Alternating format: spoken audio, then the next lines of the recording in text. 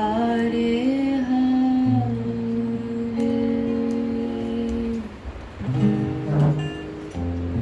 Hare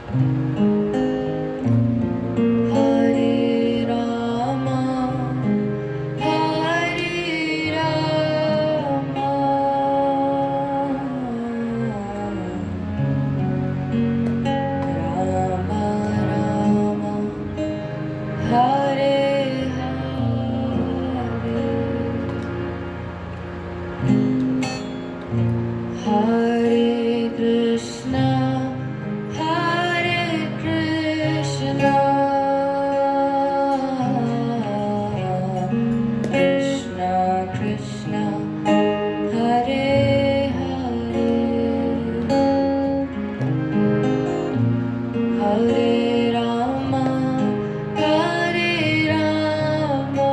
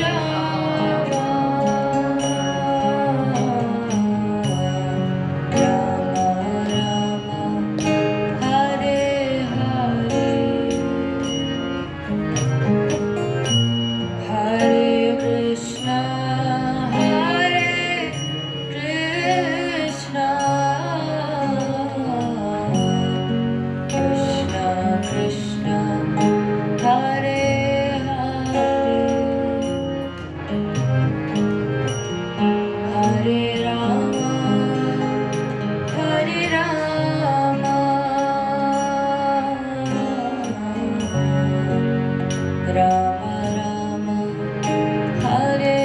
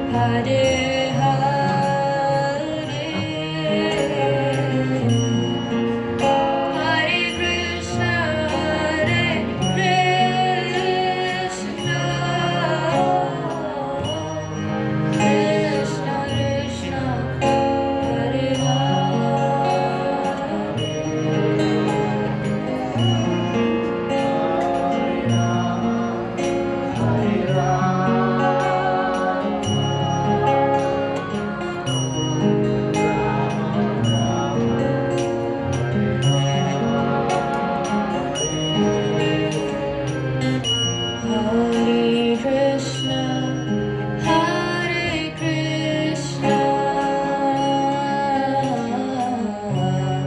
Krishna Krishna, Hare Hare, Hare Rama, Hare Rama, Rama Rama, Hare Hare,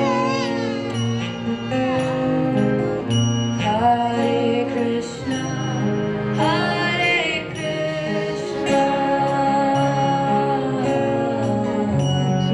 Krishna Krishna, Hare Hare,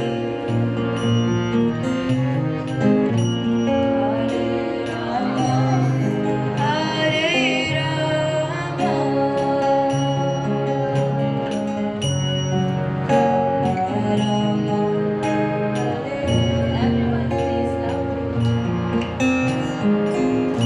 Hare Krishna, Hare Krishna,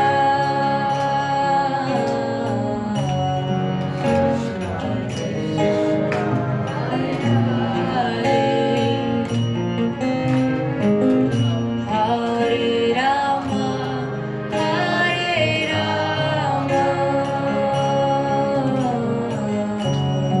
Rama Rama, Hare Hare,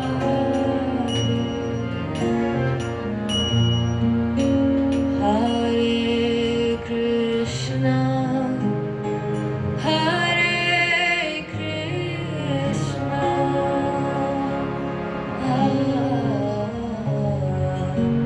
Krishna Krishna, Hare Hare,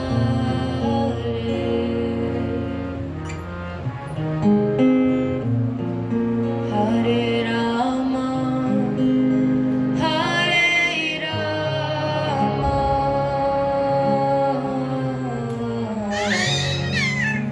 Rama Rama, Hare Hare.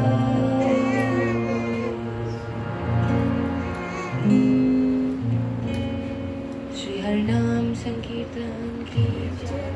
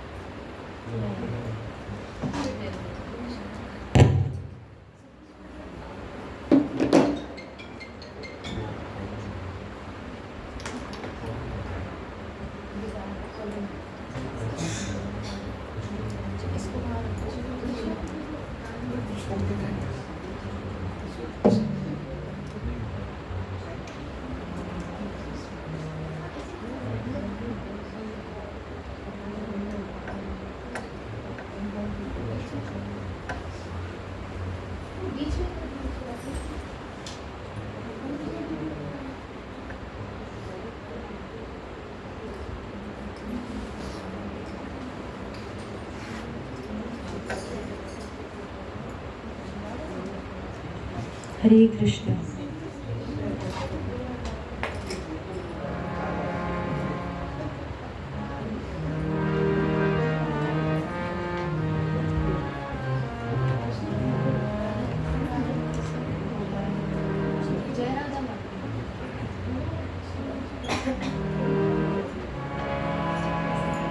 एक छोटा सा भजन गाएंगे अभी।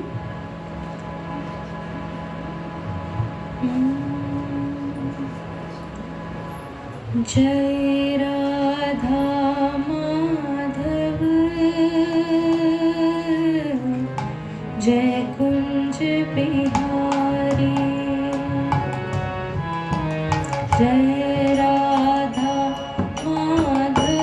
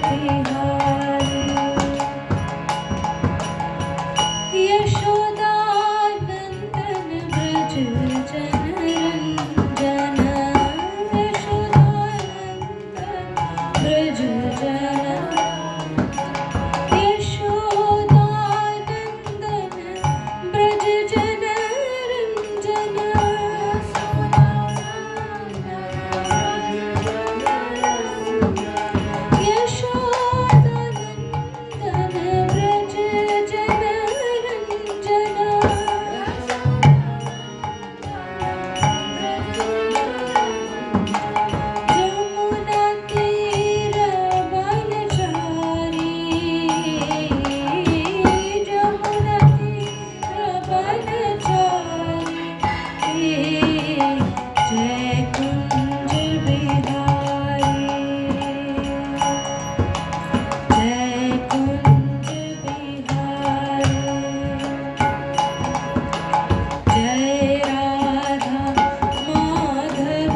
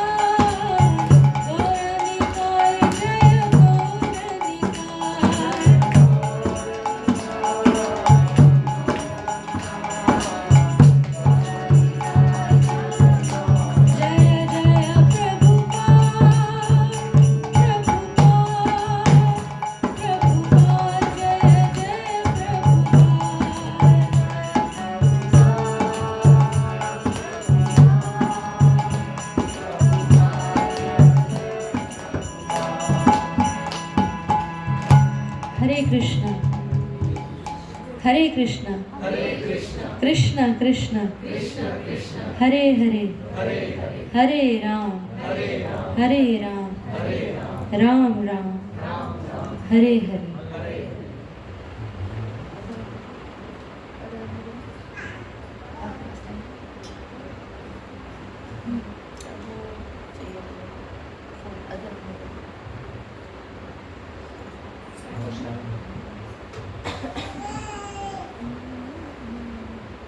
How much time?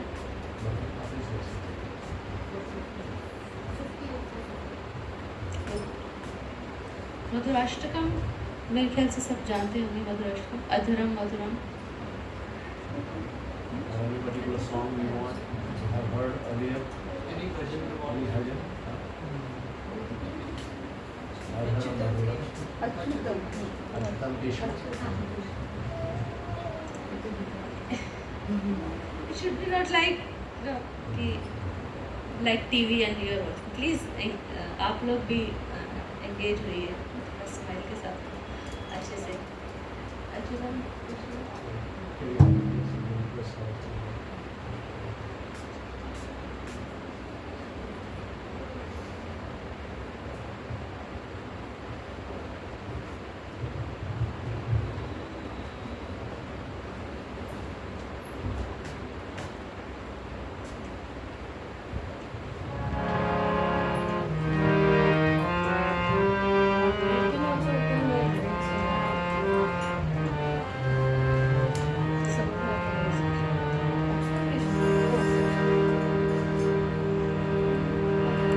अच्युतं केशवं कृष्णदामोदरं रामनारायणं जानकीवल्लभम्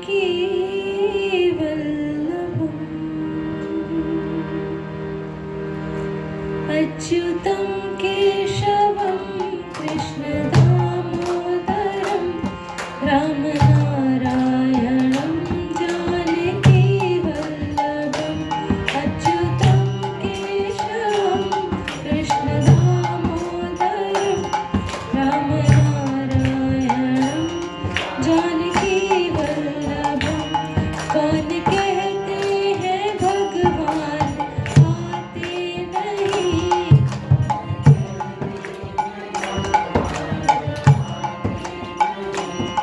तुम मीरा के जैसे बुलाते नहीं, तुम मीरा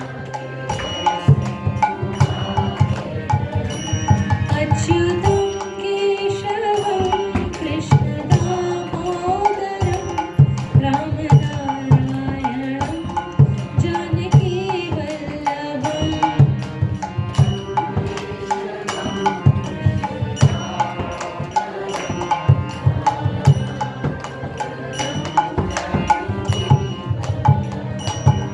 कौन कहते हैं भगवान खाते नहीं,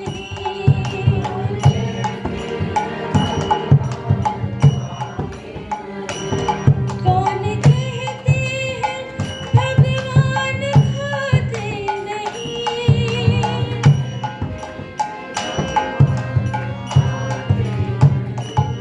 कौन कहते हैं भगवान खाते नहीं, कौन कहते हैं भगवान वीर शबरी के जैसे खिलाते नहीं, वीर शबरी के जैसे खिलाते नहीं। अच्युतं केशवं कृष्णदामोदरं रामनारायणं जानकीवल्लभम्।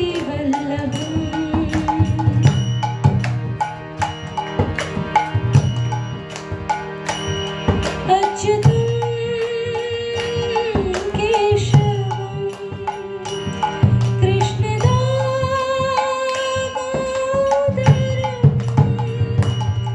जानकीवल्लभम्।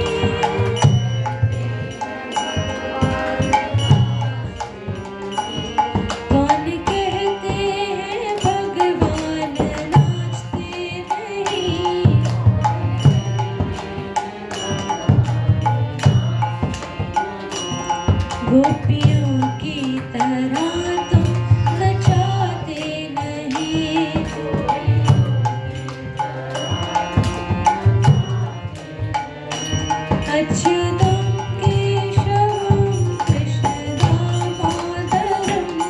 रामनारायणं जानकीवल्लभम्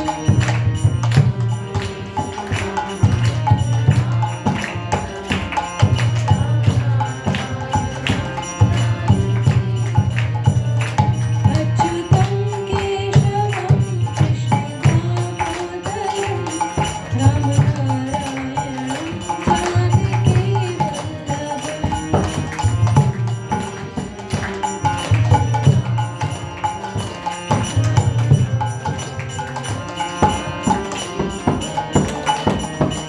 श्रीकृष्ण गोविंद हरे मुरारे हे नाथ नारायण वासुदेवा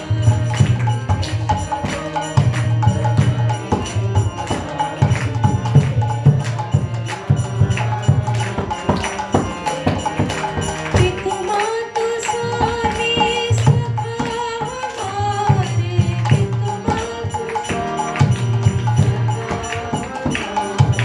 पितुमातु स्वामी सखा हमारे नाथ नारायण वासुदेवा श्री कृष्ण गोविंद हरे मुरारी हे नाथ नारायण वासुदेवा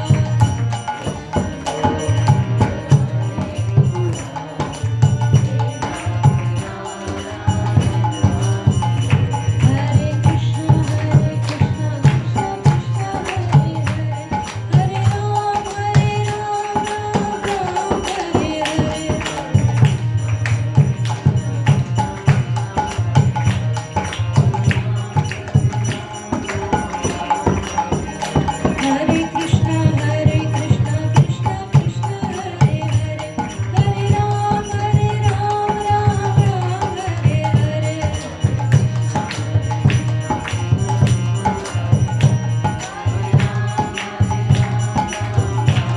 हरे कृष्णा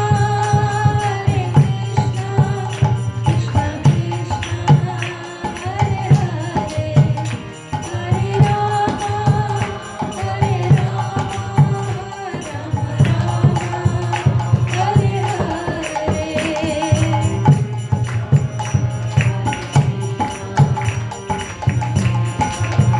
कृष्णा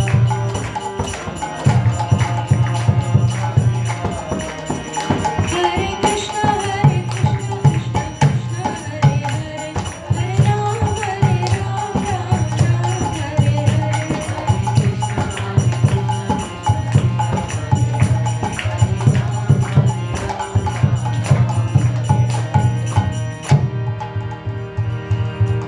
हरिनाम संकीर्तन यज्ञ की जय।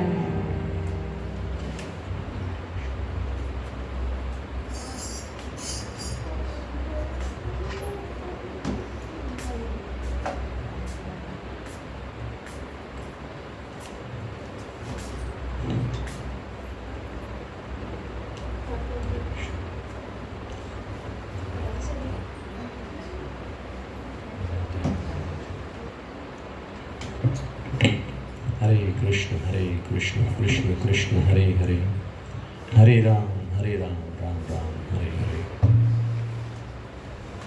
So I would like to offer my gratitude to Vishal Prabhu and family for giving us this opportunity in this special month of Kartik.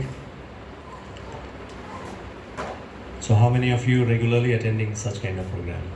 कोई है जो इस तरह का प्रोग्राम, मुझे दूसरी तरह से पूछना चाहिए, फर्स्ट टाइम किसी ने अटेंड किया है या पहले आपने कभी ऐसा अटेंड नहीं किया? You are first time, okay. You also attending first time? Never attended any kirtan program, right? Not like this, okay.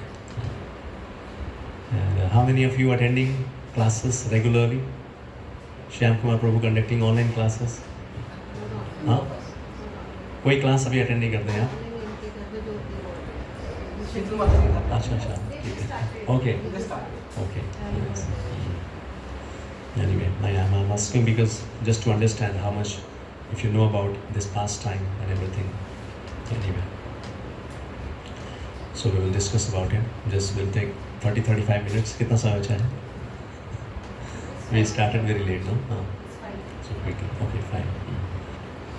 नमो विष्णुपादाय कृष्णप्रेष्ठाय भूतले श्रीमते भक्तिवेदांत स्वामिनिति नामिने नमस्ते सरस्वती देवी गौरवाणि निर्विशेष शून्यवादी पाश्चात्य देशतारिणे जय श्री कृष्ण चैतन्य प्रभु नित्यानंद श्री अद्वैत गदाधर शिवासादि गौर भक्तवृंद.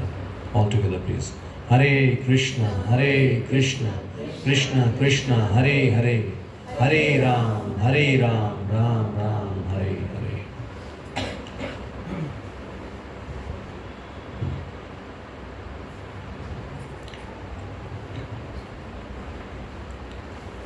So, इस कार्तिक महीने में प्रत्येक दिन स्पेशली भगवान के इस लीला की चर्चा होती है जिसको हम दामोदर लीला के नाम से जानते हैं.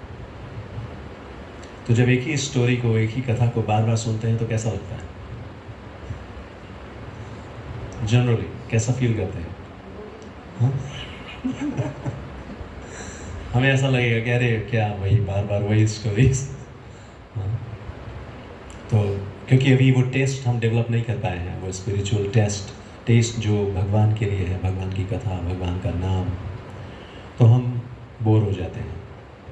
हाँ, लेकिन जैसे जैसे टेस्ट डेवलप होगा हम उसी कथा को बार बार सुनेंगे और उसको बार बार सुनने की और इच्छा बढ़ती चली जाएगी.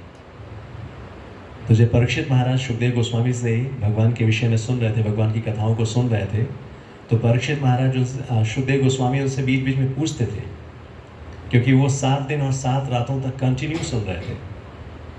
तो सुखदेव गोस्वामी को लगा कि अभी ये बोर हो रहे होंगे, थक गए होंगे, थोड़ा सा ब्रेक लेना चाहिए. तो पूछते थे उनसे, कोई ब्रेक लेना है? तो कहते थे नहीं, आप बस कंटिन्यू बोलते जाइए, क्योंकि ये भगवान के विषय में सुनना,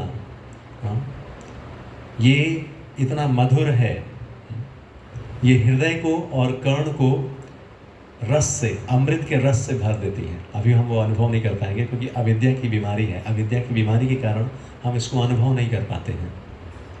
नहीं तो भक्तों के संग में भगवान के विषय में सुनना, श्रीमद् भागवतम में इसका वर्णन आता है. सताम प्रसंगात् मम वीर्य संविदो भवन्ति हितकर्ण रसायन कथा. तो जब हम भगवान के भक्तों के संग में भगवान की सुंदर लीलाओं और कथाओं का वर्णन हम सुनते हैं तो ये हृदय को और कर्णों को ये रस की अमृत से भर देती है. और जब भगवान के इन कथाओं को सुनकर या भगवान की शिक्षाओं को सुनकर तज्जोषणात् अपवर्ग वर्तमनि, जब हम उन शिक्षाओं को अपने जीवन में उतारते हैं, जब उन, क्योंकि हर कथा के माध्यम से हम कोई ना कोई शिक्षा प्राप्त करते हैं, और जब उन शिक्षाओं को अपने जीवन में हम उतारते हैं तो उसका परिणाम क्या होता है? अपवर्ग वर्तमनि. पवर्ग अपवर्ग. हाँ, तो प फ ब भ म, ये क्या है? पवर्ग कहते हैं इसको. तो ये भौतिक संसार यहाँ पवर्ग है, यानी ये संसार जहाँ पर मृत्यु संसार जिसको कहते हैं, कि बार बार व्यक्ति इस भौतिक संसार में जन्म लेता है. हाँ, उसको मृत्यु प्राप्त करनी पड़ती है, बुढ़ापा है, बीमारी है, तो ये मृत्यु संसार है. अपवर्ग वर्तमनि, यानी कि जब हम भगवान की कथाओं को सुनते हैं तो ये जो पवर्ग है वो समाप्त हो जाता है, यानी हम मुक्ति प्राप्त करते हैं, मोक्ष प्राप्त करते हैं, इस भव बंधन से मुक्त हो जाते हैं. तो ये है भगवान की कथाओं को सुनने का लाभ. तज्जोषणात् अपवर्ग वर्तमनि श्रद्धा रतिम भक्ति अनुक्रमिष्यति. सिर्फ हम मुक्ति प्राप्त नहीं करते हैं भव सागर से, इसके साथ साथ क्या होगा? जब हम भगवान की कथाओं को सुनेंगे तो श्रद्धा रतिम भक्तिर अनुक्रमिष्यति. तो इसी क्रम में हमारी जो थोड़ी सी श्रद्धा है, वो श्रद्धा भगवान के प्रति, भगवान के भक्तों के प्रति, वो श्रद्धा धीरे धीरे आगे बढ़ेगी, उसका डेवलपमेंट होगा, उसका विकास होगा, और वो श्रद्धा कहाँ तक पहुँचेगी?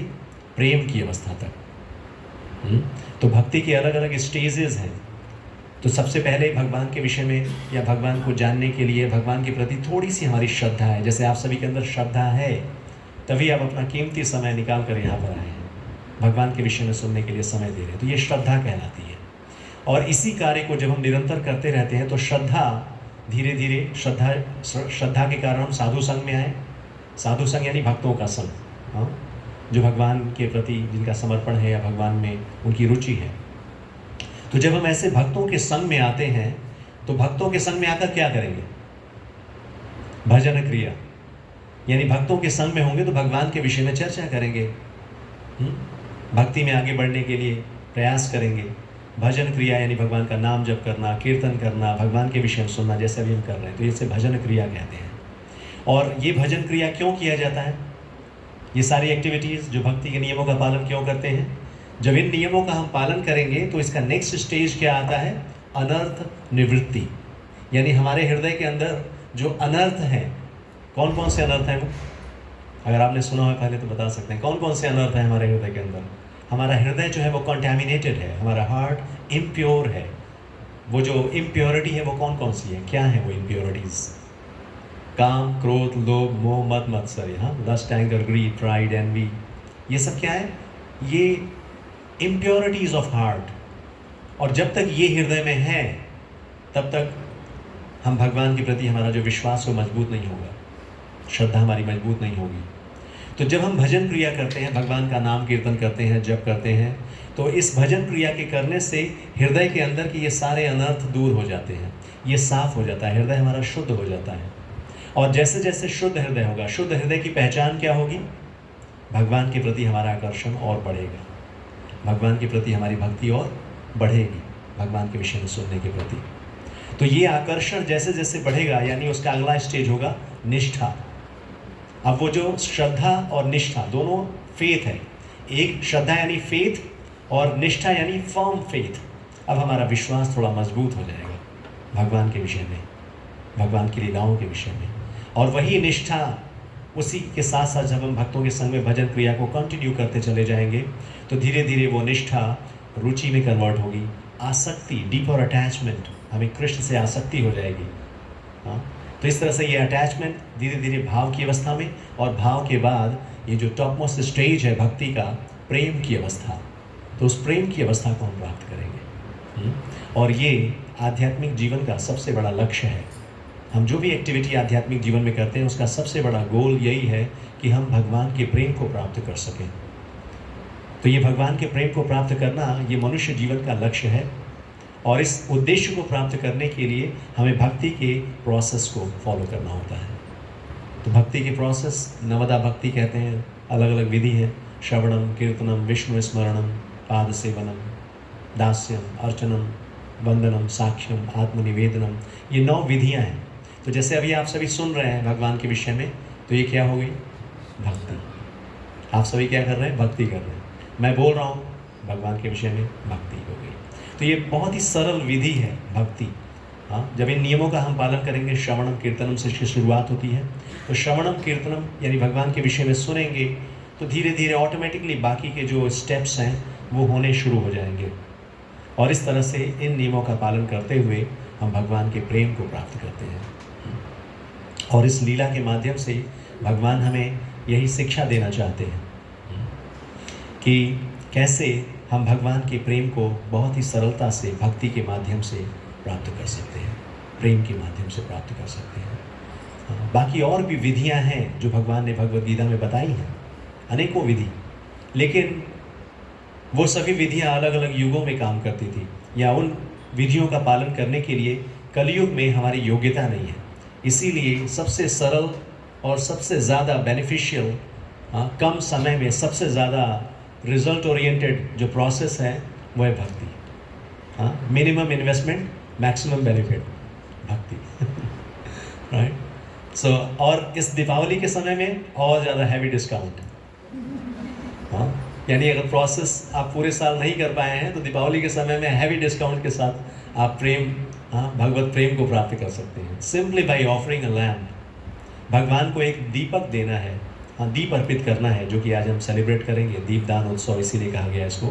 तो इस कार्तिक के महीने में भगवान के इन स्वरूप को अगर हम दीप अर्पित करते हैं और भगवान की ये जो लीला है इसका श्रवण करते हैं, कीर्तन करते हैं, तो भगवान बड़ी ही सरलता से अपना प्रेम हमें समर्पित कर देते हैं, अपना प्रेम देते हैं, जो कि बहुत ही सुदुर्लभ है।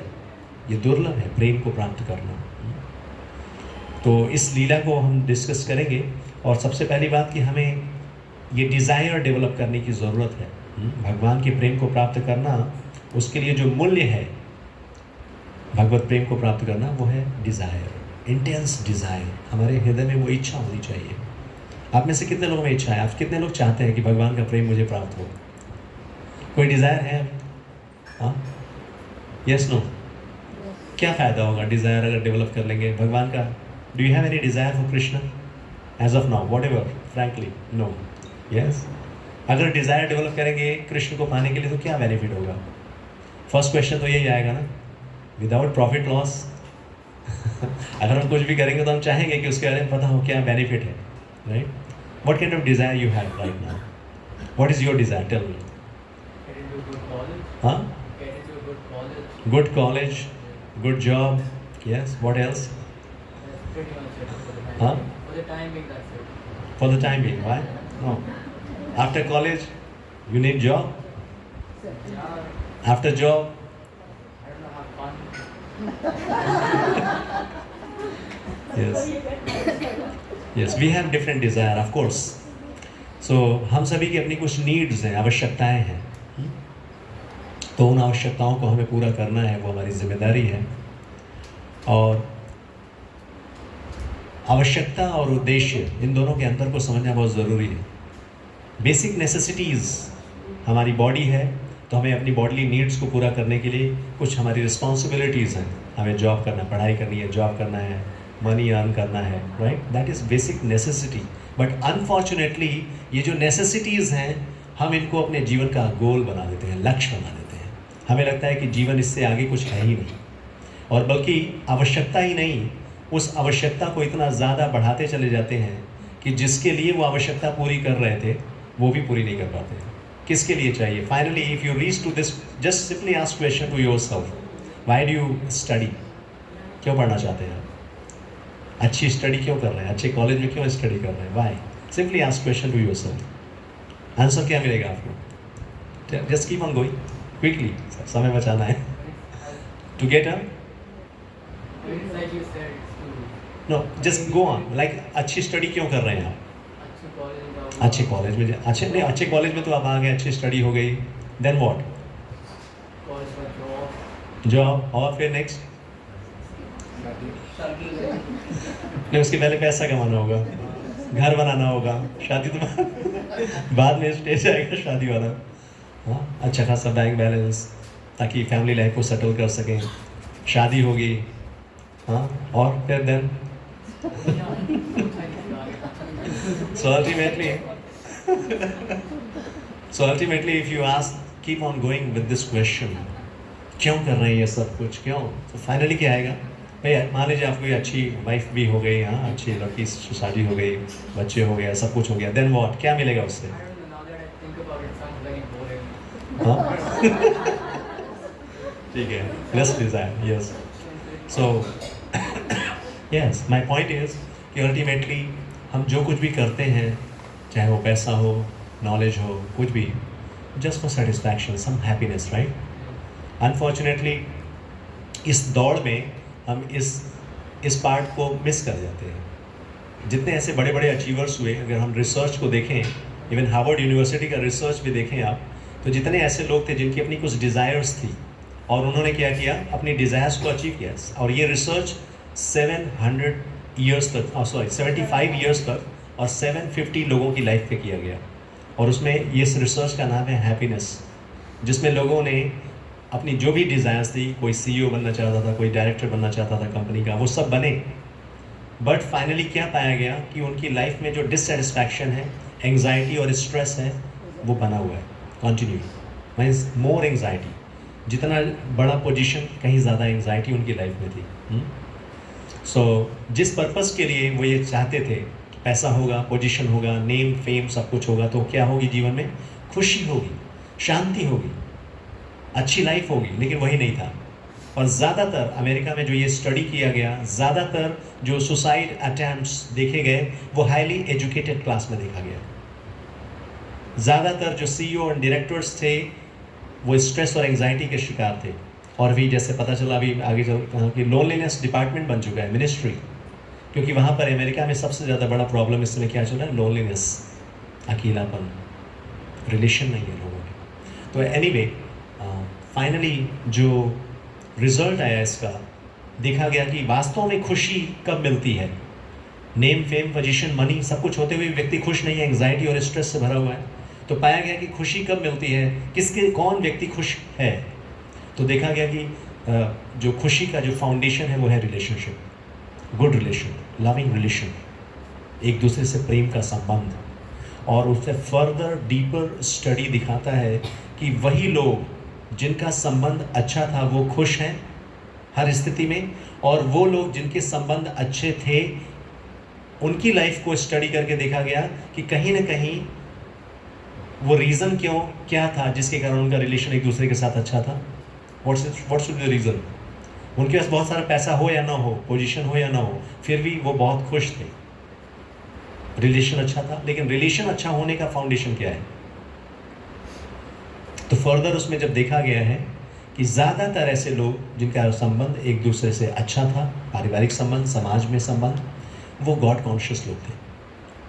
उनकी फाउंडेशन में गॉड कॉन्शियसनेस थी, वो भगवान से जुड़े हुए थे।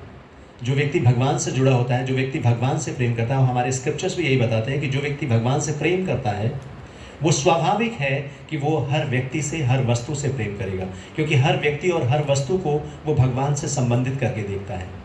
वो सेल्फिश नहीं होता, वो मैं और मेरा का जीवन नहीं जीता है। उसे पता है कि मैं कृष्ण का अंश हूँ, मैं कृष्ण का हूँ और ये सभी कृष्ण के हैं। अगर वो कृष्ण से प्रेम करेगा तो कृष्ण के बाकी जो सभी हैं उनसे नफरत कैसे कर सकता है? स्वाभाविक प्रेम उसके साथ हो जाता है। और ये प्रेम हम सभी के जीवन की सबसे बड़ी आवश्यकता है। हमारे पास कितनी ही फैसिलिटीज़ क्यों ना हो, अगर आपसी प्रेम नहीं है, आपस में संबंधों में प्रेम नहीं है, तो हम किसी भी स्थिति में संतुष्ट नहीं होंगे। तो अगर हमें इस प्रेम को चाहिए, अगर हमें ये प्रेम अपने जीवन में लाना है, तो उसके लिए सबसे पहले हमें हमें क्या करना है? भगवान से प्रेम करना सीखना है। We have to develop this desire यानी चॉइस। या तो हम भगवान से प्रेम करेंगे या भगवान से दूर किसी और से प्रेम करेंगे। अभी इस डिटेल में तो नहीं जाएंगे, इतना समय नहीं है, but this is very very important topic. हमारी डिज़ायर्स हमारी डेस्टिनी को डिसाइड करती हैं, हम क्या डिज़ायर करते हैं। If we desire for Krishna, जैसे मैंने प्रश्न पूछा था कि why we should desire for Krishna, अगर हम बात कर रहे हैं कृष्ण प्रेम चाहिए, तो पहले चाहिए कि उससे बेनिफिट क्या होगा, हमें ये समझना ज़रूरी है। सो कृष्ण प्रेम या कृष्ण मीन्स गॉड। और अगर कृष्ण हमारे साथ होंगे तो जो स्क्रिप्चर्स हमें बताते हैं कि if Krishna is with us then there will be no fear, there will be no anxiety, free from fear and anxiety, and we will be delivered from the cycle of birth and death in this material world. हम free हो जाएंगे उससे, मुक्त हो जाएंगे उससे। और अगर कृष्ण से दूर कोई भी डिज़ायर्स हैं, दोनों ही डिज़ायर हैं, लेकिन अंतर क्या है? एक डिज़ायर जो कृष्ण के साथ है वो हमें डिलीवर कर रही है, और दूसरी डिज़ायर यानी मटेरियल डिज़ायर मीन्स जो कृष्ण को अलग करके हम डिज़ायर कर रहे हैं, कृष्ण से दूर रह के जो डिज़ायर कर रहे हैं, वो डिज़ायर हमें इस मटेरियल वर्ल्ड में इंटेंगल कर देती है, बंधन में डाल देती है। यानी बार बार, हालांकि बहुत फिलोसॉफिकल टॉपिक है, जो लोग सुनते हैं उनको समझ में आ रहा होगा, मैं इसको कोशिश कर रहा हूँ सिंप्लीफाई करूँ, बट आई डोंट नो। हाँ, बट द पॉइंट इज़ कि दूसरी सारी डिज़ायर्स जो भगवान से कनेक्ट करके हम नहीं करते हैं, जो भगवान से संबंधित नहीं है, कृष्ण कहते हैं वो बंधन का कारण बन जाती है। यज्ञार्थात् कर्मणो अन्यत् लोकोऽयं कर्म बंधनम् तदर्थम कर्म कौन्तेय मुक्त संग समाचर। तो ये डिफरेंस है। स्पिरिचुअल डिज़ायर वो हमें डिलीवर करेगी, मुक्त करेगी इस भाव बंधन से, और जो मटेरियल डिज़ायर है, हम चाहे कितनी ही बड़ी सफलता हासिल कर लें, लेकिन हम इस मटेरियल साइकिल में, इस बर्थ एंड डेथ की साइकिल में इंटेंगल होते चले जाते हैं, फंसते चले जाते हैं। और कृष्ण इस भौतिक जगत में अवतरित होते हैं, लीला करते हैं। उनका उद्देश्य यही है कि वो हमें अपनी ओर आकर्षित करते हैं, हमें बताते हैं कि ये material world, this is not the real place. हाँ, material desire is a source of suffering, हम सोचते हैं कि मटेरियल डिज़ायर्स ये सारी चीज़ें मुझे खुश करेंगी, लेकिन ये सोर्स ऑफ सफरिंग है, कृष्ण कह रहे हैं, राइट। तो यही याद दिलाने के लिए वो इस भौतिक जगत में आते हैं और ऐसी लीलाएं करते हैं जिससे उनके प्रति हमारा जो आकर्षण है, जो प्रेम है, वो बढ़े। जैसे जैसे उनसे प्रेम होगा हम डिटैच या डिलीवर होते चले जाएंगे। एक पॉइंट के साथ मैं इसको क्लोज करूँगा, बस मैं इसलिए भी बता रहा हूँ कि अगर जब मटेरियल और स्पिरिचुअल डिज़ायर की बात करते हैं तो ऐसा लगता है कि मटेरियली हमें सब कुछ छोड़ देना है और स्पिरिचुअली हमें आगे बढ़ना है, राइट। ये मन में आता है ऐसा। सो ये क्या है एग्जैक्टली, इसको समझना है। मटेरियल या स्पिरिचुअल डिज़ायर में अंतर क्या है? क्या हमें पैसा नहीं चाहिए? क्या हमें घर नहीं चाहिए? क्या हमें फैसिलिटीज़ नहीं चाहिए? यस नो चाहिए, यस। सिर्फ हमें इसकी कॉन्शियसनेस को चेंज करना है। हमें क्या करना है? ये समझना है कि ये जो कुछ भी है ये किसका है? हाँ, कृष्ण, ये भगवान का है। Whatever we are doing, जो भी हम कर रहे हैं वो भगवान की प्रसन्नता के लिए। जो कुछ भी मेरे जीवन में है वो भगवान का है, मैं भगवान का हूँ।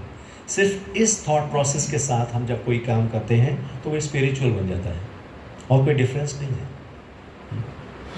सो इसी कॉन्शियसनेस को भगवद गीता के माध्यम से कृष्ण हमें सिखाते हैं।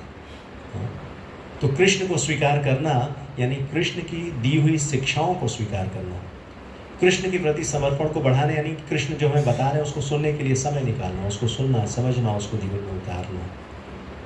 तो जब हम इस तरह से जीवन जिएंगे कृष्ण की तरफ शरणागत होकर, तो हमारा जीवन सुंदर, सुखमय, शांतिमय, और जीवन के आखिरी समय में हम अपनी आखिरी समय में नहीं, इस जीवन के साथ साथ हम जो सबसे बड़ी सफलता है जीवन की उसको हम अचीव कर लेते हैं। Perfect way of life. So quickly इसी बात को सिखाने के लिए कृष्ण यहाँ पर आते हैं और इस लीला में विशेष रूप से, मैंने शॉर्टकट करने के चक्कर में ज़्यादा लॉन्ग कट कर दिया, हाँ। बट एनीवे, सो भगवान इस लीला में विशेष रूप से हम देख रहे हैं तस्वीर में भी कि कैसे यशोदा मैया जो कृष्ण हैं उनको उखल से बांध रही हैं, और इसीलिए भगवान का नाम दामोदर है, क्योंकि रस्सी के सहायता से यशोदा मैया भगवान को उखल से बांध रही हैं। तो इस लीला को शॉर्टकट में देखेंगे कि किस तरह से बहुत सारी शिकायतें जो गोपियां हैं वो लेकर आती थी यशोदा मैया के पास कि ये जो कृष्ण है वो माखन चुराते हैं, मटकी तोड़ते हैं, बहुत शैतानियाँ करते हैं। तो यशोदा मैया ने क्या किया कि वो ऐसा नहीं चाहती थी कि कृष्ण ऐसा करें, तो उन्होंने डिसाइड किया कि वो अपने हाथों से माखन बनाएंगी, और बेस्ट क्वालिटी माखन, ताकि किसी और के घर उनको जाने की आवश्यकता ही ना हो। तो एक दिन उन्होंने दीपावली के दिन अर्ली मॉर्निंग चर्निंग शुरू किया, और कृष्ण वहाँ आए और उनको भूख लगी थी, तो यशोदा मैया को उन्होंने इशारा किया दूध पीने के लिए। तो यशोदा मैया उनको गोद में लेकर उनको दूध पिलाने लगी, और जैसे जैसे वो दूध पिला रही हैं अचानक से उनको याद आता है कि उन्होंने दूध रखा है किचन में उबलने के लिए, गर्म होने के लिए, और वो दूध गिरने वाला है। तो जैसे ही उनको ऐसा अनुभव हुआ, एहसास हुआ, तो तुरंत वो कृष्ण को अपने गोद से उठाकर वो नीचे बिठा देती हैं और दौड़ती हुई किचन की ओर जाती हैं दूध को बचाने के लिए। तो जब वो वापस आती हैं, पहले तो जब यहाँ से गई तो कृष्ण को बहुत ही गुस्सा आया, उनको ये लगा कि मुझे छोड़कर वो चली गई। हाँ, तो अब अपने क्रोध का प्रदर्शन करने के लिए, अपने गुस्से को प्रकट करने के लिए उन्होंने क्या किया, एक पत्थर को उठाया और उस मटकी को जिसमें वो मंथन कर रही थी उसको तोड़ दिया। तो अब तोड़कर वहाँ से माखन खाकर और फिर वहाँ से भाग गए। अब यशोदा मैया जब उस स्थान पर आती हैं और देखती हैं ये चारों तरफ माखन और दही सब बिखरा हुआ, मटकी टूटी हुई, हाँ, तो उनको लगता है कि ये शरारतें तो बहुत ही बढ़ गई हैं अभी, और पहले शिकायतें आती थी और उसका प्रूफ अब घर में देखने को भी मिल रहा है। तो उनको था कि अब थोड़े से चेस्टाइजमेंट की ज़रूरत है, पनिशमेंट की ज़रूरत है। तो वो कृष्ण को पकड़ने के लिए आगे बढ़ी, और उन्होंने देखा किस दिशा में जाना है। तो उन्होंने देखा कि कृष्ण जब उस स्थान से गए थे तो अपने छोटे छोटे चरणों के निशान जो माखन और दही में लिपटे हुए थे, उन चरणों के निशान भी वो छोड़ कर गए थे, ताकि यशोदा मैया आसानी से पकड़ सके। हाँ, तो अगर अब यशोदा मैया को अगर कृष्ण को पकड़ना है तो किस दिशा में जाना चाहिए? किस दिशा में जाना चाहिए? जिधर चरणों के निशान नहीं है उधर, या जिधर चरणों के निशान जा रहे हैं? हाँ, यस। यानी वो शिक्षा दे रहे हैं कि अगर भगवान को पाना है तो भगवान जो रास्ता दिखा रहे हैं बस उस रास्ते पर हमें चुपचाप चलना है गुरु की गाइडेंस में।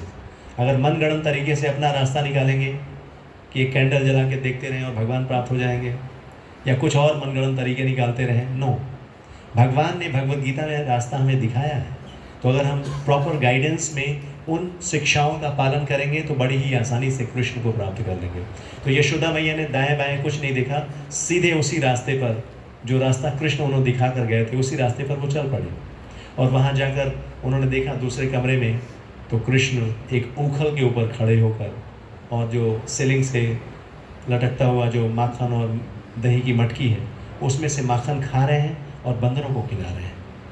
तो ये देखकर यशोदा मैया को और थोड़ा सा गुस्सा आया। उनको लगा अब तो बहुत ज़्यादा हो गया, पहले तो खुद भी खाते थे, अभी तो बंदरों को भी इनवाइट कर रहे हैं। हाँ, तो इस तरह से उनकी शरारतों को देखकर यशोदा मैया ने एक छड़ी उठाई और बड़े ही चुपके से कृष्ण को पकड़ने के लिए पीछे पीछे वो जाने लगी। लेकिन कृष्ण, सब पता है उन्हें, बंदर भी वहाँ से तुरंत भाग गए यशोदा मैया के हाथ में छड़ी को देखकर। और जैसे ही कृष्ण ने देखा यशोदा मैया के हाथ में छड़ी तो वो भी बहुत ही तेज़ी से वहाँ से भागे। अब यशोदा मैया पीछे पीछे दौड़ रही हैं, उनको पकड़ने का प्रयास कर रही हैं, और उस प्रयास में इतनी थक गई कि उनके माथे से पसीने की बूंदें गिर रही हैं, बहुत ही थक गई। लेकिन फिर भी उन्होंने अपने प्रयास को कम नहीं किया। उसी तरह से हम भी जब इस रास्ते पर चलते हैं, सबसे पहले तो जैसे शुरू में हमने डिस्कस किया, हमें इस बात को बहुत ही क्लियर होना चाहिए कि हमारे जीवन का जो मुख्य उद्देश्य है वो है कृष्ण, और उनको प्राप्त करने के लिए जो विधि है ये भक्ति का प्रोसेस, भक्ति का नियम। और इन नियमों का पालन बहुत ही सरल है, लेकिन हमें क्या करना है, इसके लिए प्रयास करना है। तो इतना बड़ा लक्ष्य प्राप्त करना है तो थोड़े से नियमों का पालन करने के लिए प्रयास करना है। कौन से नियम है? भगवान का नाम जप करना, हाँ, और भगवान का दर्शन करना मंदिर में जाकर, कीर्तन या भगवान के धाम में जाना। तो ये छोटे छोटे नियम हैं जिनका पालन हमें करना चाहिए। इतना बड़ा लक्ष्य है तो इतना हमें प्रयास करना चाहिए। तो यशोदा मैया के प्रयास को देखकर, जब वो देखते हैं कि भगवान की निरंतर वो प्रयास कर रही हैं, तो उनके प्रयास को देखकर कृष्ण स्वयं उनकी पकड़ में आ जाते हैं, अपने आप को समर्पित कर देते हैं। तो कृष्ण को पाने का यही तरीका है कि कृष्ण जो रास्ता हमें दिखा रहे हैं उस रास्ते पर हमें विश्वास के साथ चलना है। और ये प्रॉमिस किसी थर्ड कि कोई ऐसा वैसा व्यक्ति नहीं कर रहा है। हम कितने लोगों पर विश्वास करते हैं, नहीं? कोई छोटा सा प्रॉमिस, कोई एडवर्टाइजमेंट हमें विश्वास दिला देता है, आप ये करिए आपको ये मिलेगा, हाँ, और हम विश्वास कर लेते हैं। लेकिन यहाँ पर कौन प्रॉमिस कर रहा है? कृष्ण हमें प्रॉमिस कर रहे हैं। वो अर्जुन को ये कह रहे हैं कि इस बात का ऐलान कर दो, ये घोषणा कर दो अर्जुन, कि जो व्यक्ति, हाँ, कि मेरे भक्त की कभी हार नहीं होती है, मेरे भक्त की कभी हार नहीं होती है। और कई सारे प्रॉमिस भगवद गीता में कृष्ण कर रहे हैं, न मे भक्त्या प्रणक्ष्यति, और साथ ही साथ वो प्रॉमिस कर रहे हैं कि जो मेरी भक्ति में लगा होता है, योगक्षेम वहाम्यहम्, मैं उसके जीवन में जो कुछ नहीं है उसको मैं पूरा करता हूँ, और जो कुछ है उसको मैं सुरक्षा प्रदान करता हूँ, प्रोटेक्शन। तो भगवान प्रॉमिस कर रहे हैं लेकिन हमें विश्वास नहीं है। लेकिन बहुत सारे लोग जो चीटिंग करने के लिए रेडी हैं, वो कितने सारे प्रॉमिस करते हैं और उन पर हम इमीडिएट विश्वास कर लेते हैं। तो भगवान की प्रॉमिस पे हमें विश्वास करना है, और ये विश्वास के साथ ही जब हम भक्ति के नियमों का पालन करेंगे तो कृष्ण स्वयं को हमें समर्पित कर देते हैं। तो इस लीला में वो यही शिक्षा हमें दे रहे हैं, यही बता रहे हैं। न सिर्फ यशोदा मैया ने कृष्ण को पकड़ लिया, पकड़ने के साथ साथ उन्होंने उखल से बांध भी दिया। ये कोई साधारण कार्य नहीं है। भगवान को कौन बांध सकता है? भगवान को कौन पकड़ सकता है? भगवान को कौन चेस्टाइज कर सकता है? हाँ? तो भगवान को कंट्रोल करने की शक्ति सिर्फ भगवान के भक्तों में है। भक्ति से बंध जाते हैं वो, प्रेम से बंध जाते हैं वो। तो प्रेम की शक्ति से, भक्ति की शक्ति से हम भगवान को कंट्रोल कर सकते हैं, भगवान को हमेशा के लिए बांध सकते हैं अपने हृदय में, और ये हमारे जीवन की सफलता होगी। और इस दामोदर मास में, इस कार्तिक मास में ये विधि और सरल हो जाती है। भगवान को ये लीला बहुत ही प्रिय है और भगवान, हाँ, ये वर्णन आता है स्कंद पुराण में, केवल कोई भी व्यक्ति भगवान की लीलाओं का श्रवण करता है, हाँ, और भगवान को दीप अर्पित करता है, तो पूर्व जन्मों में, अनेकों जन्मों में, चाहे कितने ही पाप कर्मों का पहाड़ क्यों न खड़ा हो गया हो, सिर्फ भगवान को एक दीप अर्पित करने मात्र से वो सारे पाप कर्मों का फल नष्ट हो जाता है। Easy option.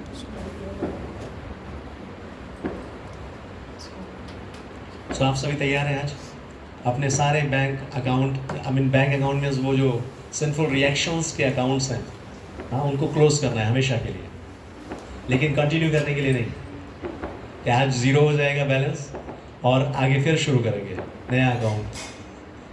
हमें अकाउंट क्लोज करना है, सारे सिंफुल रिएक्शंस का अकाउंट क्लोज करना है और हमें भगवान के संग, भगवान के भक्तों के संग एक ऐसी जीवन शैली अपनानी है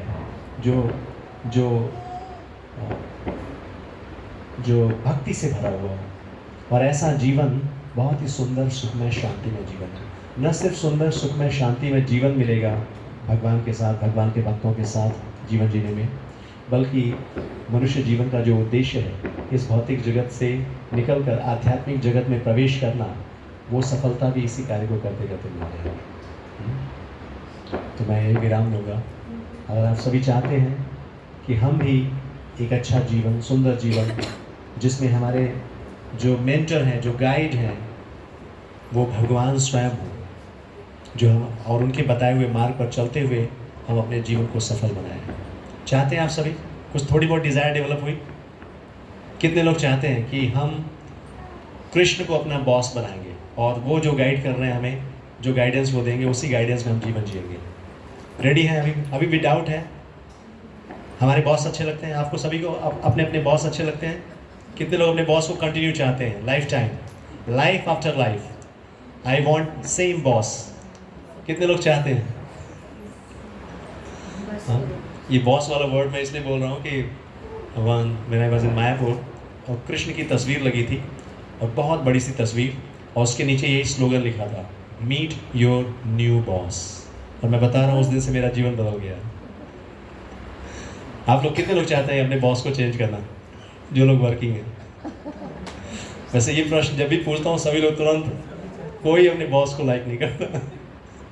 तो अल्टीमेट बॉस जो है वो कृष्ण है, और भगवत गीता में उनकी जो टीचिंग्स हैं, जो गाइडेंस हैं, जैसे जैसे आप सुनेंगे, समझेंगे, उसको जीवन में उतारेंगे, आपके जीवन में अमेजिंग चेंज, अमेजिंग ट्रांसफॉर्मेशंस आएंगी, and you will be blissful in all situation, in all circumstances. So my humble request to all of you, जो लोग क्लासेस नहीं करते हैं, please join Bhagavad Gita class, continue this journey, you will enjoy and you will succeed in every part of life. In any walk of life you will be successful. ये final conclusion है भगवत गीता का। संजय, उन्होंने भगवत गीता पूरा सुना, देखा, जो भी किया, फाइनल कंक्लूजन में उन्होंने दिया, यत्र योगेश्वर कृष्ण, यत्र धनुर्धर पार्थ, तत्र शीर विजयो भूतिर। ये उनका मत है। वो कह रहे हैं कि जहाँ पर कृष्ण होंगे, जहाँ पर अर्जुन होंगे, वहीं पर विजय होगी, वहीं पर श्री होगी, वहीं पर सिद्धियाँ होंगी, ऐश्वर्य होगा, सब कुछ होगा। So let's grab this opportunity. हमें अपने जीवन में सिर्फ कृष्ण को लेकर आना है, बाकी सब कुछ उनकी कृपा से हमारे जीवन में होगा। तो आज हम जब दीप अर्पित करेंगे, तो हम इस दीप अर्पित करने के माध्यम से हम यही प्रार्थना करेंगे कि हे प्रभु, हाँ, आपने मुझे सब कुछ दिया है, बस आप चाहिए मुझे। हाँ, तो अपने आप को समर्पित कर देना है। Please accept me, that's it, and he is very merciful. Ready हैं आप समर्पित करने के लिए? Yes, thank you so much. Hare Krishna. So ये दामोदर अष्टकम का गान चलेगा और साथ साथ आप लैंप ऑफरिंग शुरू कर सकते हैं क्विकली, अनदर 5 मिनट्स कंक्लूड। मैं हर बार छोटा करने का प्रयास करता हूँ, but somehow it's very difficult है।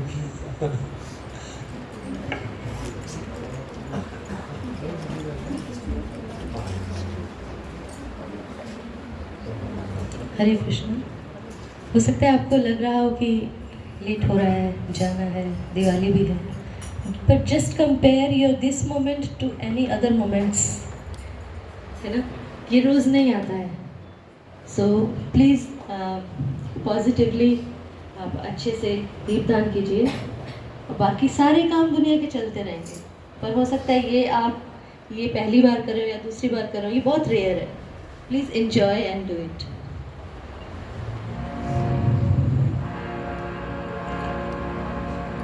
नमामीश्वरं सच्चिदानन्दरूपं लसत्कुण्डलं गोकुले विराजमानम्.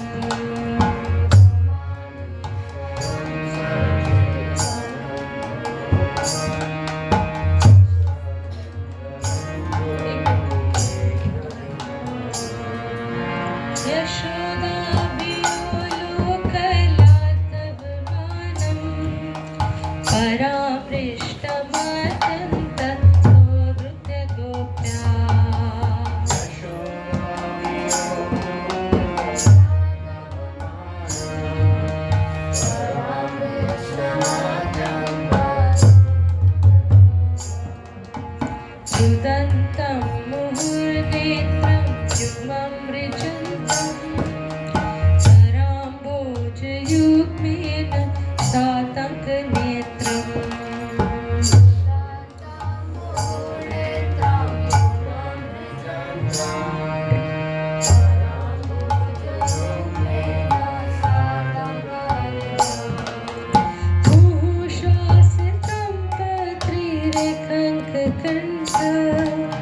स्थितग्रैवं दामोदरं भक्तिपथम्.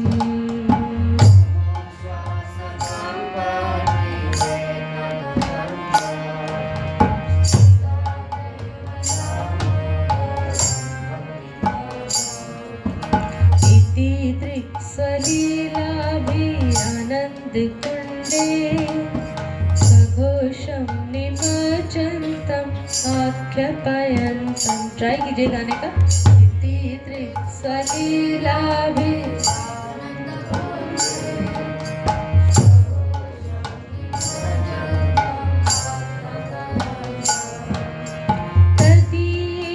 तदीशितज्ञेषु भक्तर्जितस्वं पुनः प्रेमतस्तं शतावृत्ति वन्दे.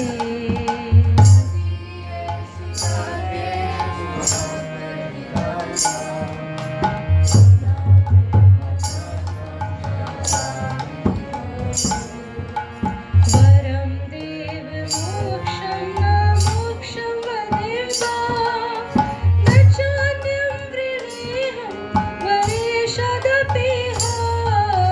वरं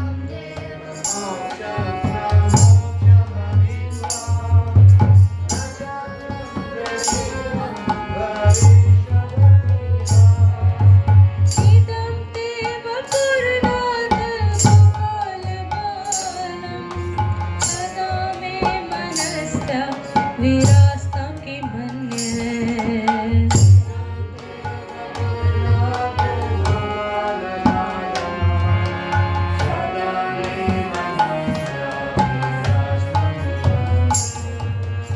इदं ते मुखाम्भोजं अत्यन्तनीले कृतं कुन्तले स्निग्धं रक्तश्रुगोप्या.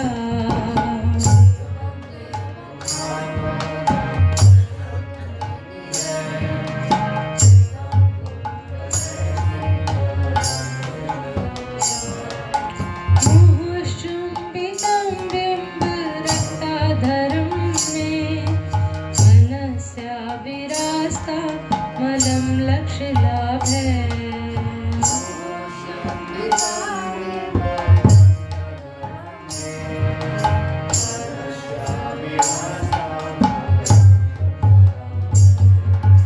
नमो देव दामोदरानन्द विष्णु प्रसीद प्रभो दुःखजलभिमग्नम्. नमो देव दामोदरानन्द विष्णु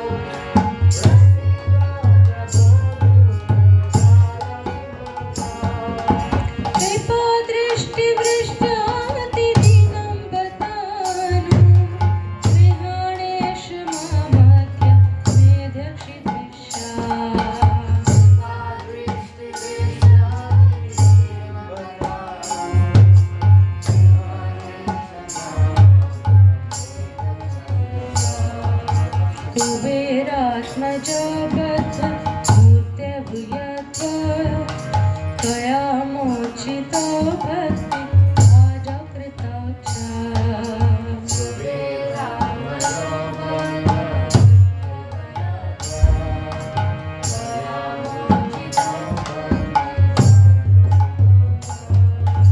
तथा प्रेम भक्तिं सतामि प्रयच्छ न मोक्षे ग्रहोऽस्ति दामोदरे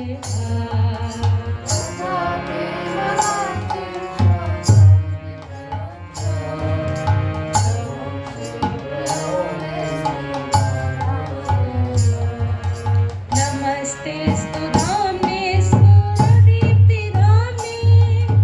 त्वदीयोदरायात् विश्वस्यधाम्ने नमो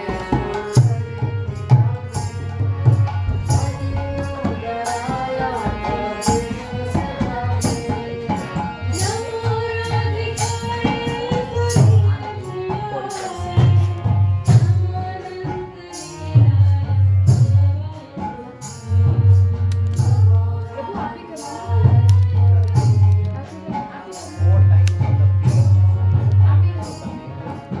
Three times on the face. One time on the face. Then